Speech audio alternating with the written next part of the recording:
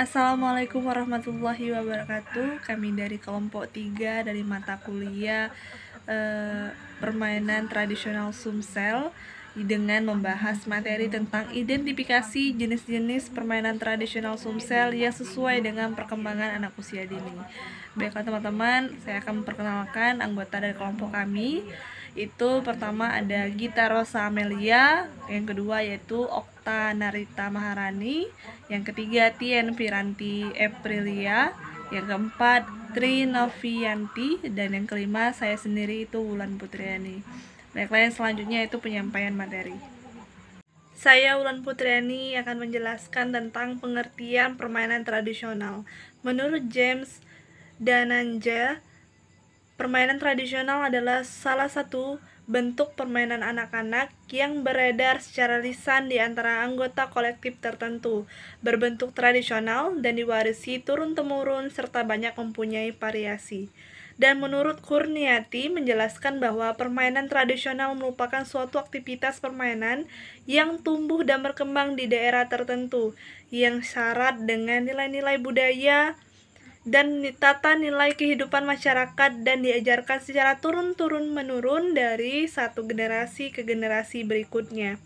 Dan menurut Ahroni dalam Haris mengungkapkan bahwa permainan tradisional merupakan simbolisasi dari pengetahuan yang tersebar melalui lisan dan mempunyai pesan moral dan manfaat di dalamnya, sehingga dapat disimpulkan bahwa permainan tradisional adalah suatu aktivitas permainan yang tumbuh dan berkembang di daerah tertentu yang beredar secara lisan di antara anggota kolektif tertentu, berbentuk tradisional dan diwarisi turun-temurun serta banyak mempunyai variasi yang mempunyai pesan moral dan manfaat di dalamnya.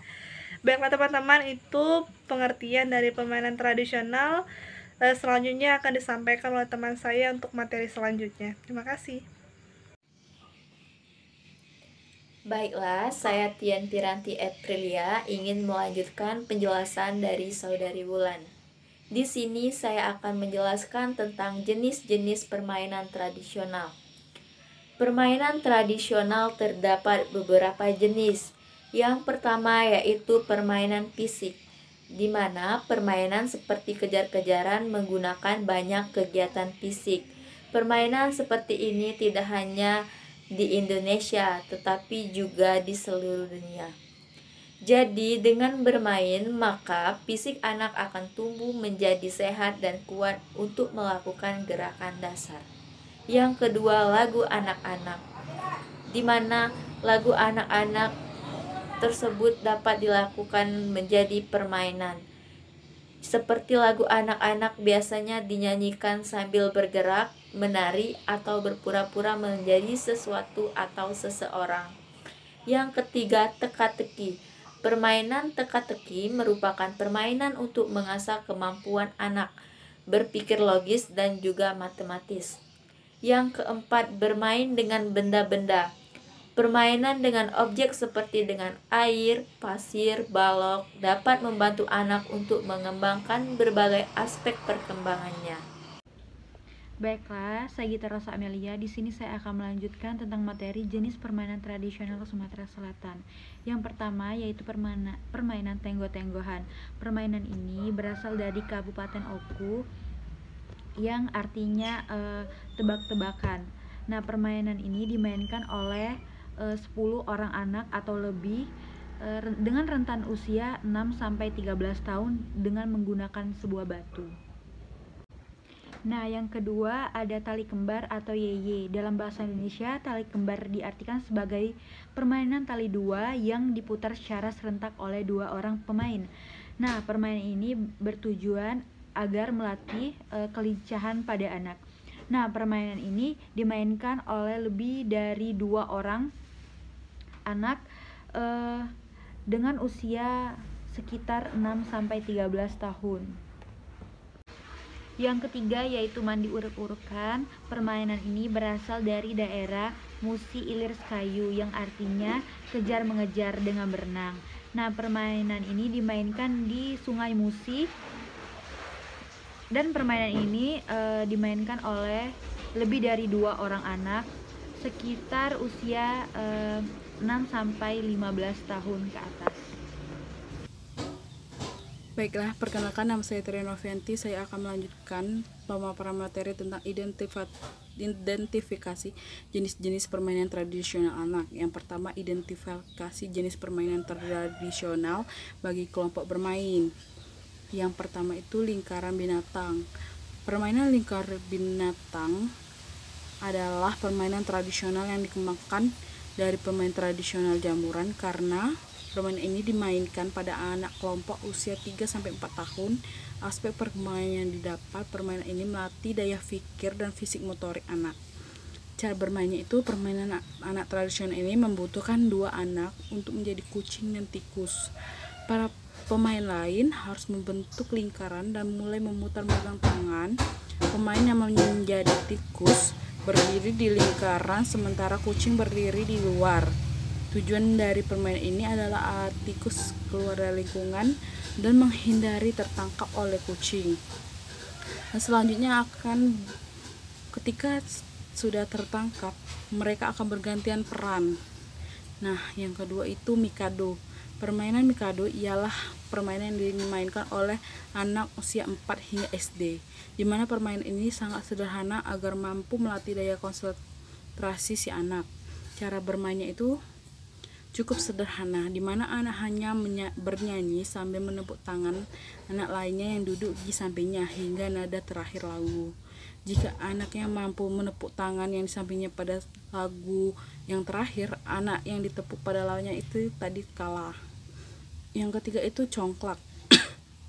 Congklak adalah permainan tradisional Sumatera Selatan. Permainan ini dimainkan pada anak kelompok bermain. Nah, di mana mampu belajar memasukkan kerang dan menghitung dari angka 1 sampai 7 sesuai isi lubang yang terdapat dalam congklak. Cara bermain itu di mana ada 2 anak yang memasukkan kerang pada lubang congklak yang terdiri dari 7 lubang secara bergantian hingga di akhir permainan yang di mana lubang congklak yang terisi hingga penuh, itulah pemenangnya. Yang kedua itu identifikasi permainan tradisional Sumsel untuk anak TK. Yang A, peta umpet topeng hewan. Menurut Mulyani 2016, permainan tradisional peta umpet dilakukan bahwa peta umpet adalah jenis permainan cari dan sembunyi yang bisa dimainkan oleh minimal 2 orang yang umumnya berada di luar ruangan. Permainan ini dilakukan oleh anak yang berusia 5-6 tahun.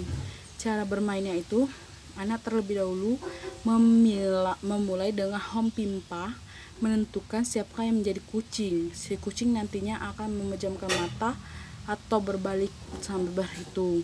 Dalam permainan tersebut, konsentrasi si kucing terpecah menjadi 2. Di satu sisi, ia harus mencari dan menemukan temannya yang bersembunyi. Di sisi lain, ia pun harus menjaga benteng supaya tidak diambil alih oleh teman yang bersembunyi. Jika kucing itu menemukan temannya, maka dia akan langsung menyebutkan nama temannya tersebut. Dengan salah satu anak dapat mengenap menuju markas atau benteng, jika berhasil menyentuhnya, maka semua temannya yang sebelumnya ditemukan oleh kucing dibebaskan. Permainan selesai setelah semua teman ditemukan. Orang yang pertama ditemukan adalah yang akan menjadi kucing tersebut. Dengan berikutnya, saya Oktana Rita Maharani. Baiklah, saya akan melanjutkan presentasi mengenai materi identifikasi permainan Sumatera Selatan untuk anak sekolah dasar. Yang pertama yaitu permainan dakocan. Permainan dakocan adalah permainan yang terbuat dari plastik yang bentuknya bermacam. Terkadang bentuk buah, hewan, bunga, bahkan tokoh wayang Indonesia. Permainan ini biasanya dimainkan oleh 2-6 orang yang berusia 6-12 tahun. Mengapa permainan ini dapat dimainkan untuk anak sekolah dasar? Karena permainan ini telah disesuaikan dengan karakteristik anak usia sampai 6 tahun, di mana anak sekolah dasar itu sudah mampu bermain menggunakan aturan yang mampu berpikir kritis dalam bermain. Selanjutnya yaitu permainan benteng. Permainan benteng ini adalah permainan tradisional Sumatera Selatan yang dilakukan di tanah lapang seperti halaman sekolah, halaman masjid, lapangan, dan lapangan rumah. Para pemain ini biasanya dibagi menjadi 2 kelompok yang terdiri dari 2 sampai 6 atau lebih yang biasa dimainkan oleh usia 6 sampai 12 tahun. Mengapa permainan ini dimainkan untuk anak sekolah dasar usia 6 sampai 12 tahun? Karena permainan ini telah sesuai dengan karakteristik yang mereka miliki, di mana anak usia 6 sampai 12 tahun itu sudah mampu mengembangkan perkembangan sosial emosional dengan baik, di mana anak sudah mampu bekerja sama dengan tim saat bermain. Karena permainan ini membutuhkan kerjasama antara tim untuk menjaga pertahanan dari lawan. Mungkin itu saja penjelasan dari saya. Kembali ke moderator. Itulah tadi presentasi kita pada hari ini. Jika ada salah kata kami mohon maaf dan kami akhiri. Wassalamualaikum warahmatullahi wabarakatuh.